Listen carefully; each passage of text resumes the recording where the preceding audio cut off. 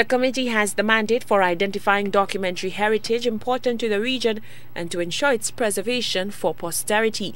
Margot says with her election, many Caribbean islands felt it was the first time in over a decade the committee recognized that while small Caribbean islands may not have as many libraries and museums as Latin America, they too have a rich and valuable history.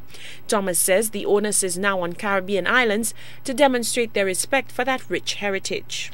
In many of the small Caribbean islands, particularly the English-speaking Caribbean islands, what we find is that there has been neglect of archives through the years. Nobody seemed to have focused on archives. So you find that our archives were various collections, and people who knew about archives and the importance of those papers, what we would consider old papers, those from outside would see the benefit of those papers, and they would come and by fair means or foul, they would try to get hold of those papers. And that is why many of the important papers that we should have within our own archives, for example, we don't. Earlier this year, a call was made by the National Trust Executive Director for the establishment of a museum. Bishnu Tulsi lamented St. Lucia was the only Eastern Caribbean island without such a facility.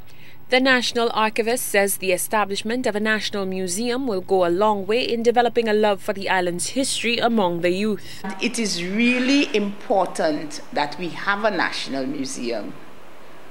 And the same thing, like we have the archives, and what we're in the process of doing is to try to have a national archives and library where we have a legal deposit act so we could ensure that publications written by St. Lucians and about St. Lucia are deposited in the institution so that in years to come the children of our nation, visitors, could see what our people have produced.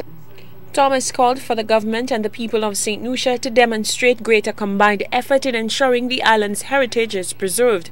She has also called on St. Lucians to get more informed about their history and identity. Many people come to St. Lucia, they come for the sand and the sea and the sun, but quite a number come to find out who St. Lucians are, the essence of the people, what make us the kind of people that we are. And we need to have our national institutions working hand in hand with tourism. And these institutions help to give the children of the nation a sense of their identity. St. Lucia has already made 2 strong showings in the memory of the World Archives.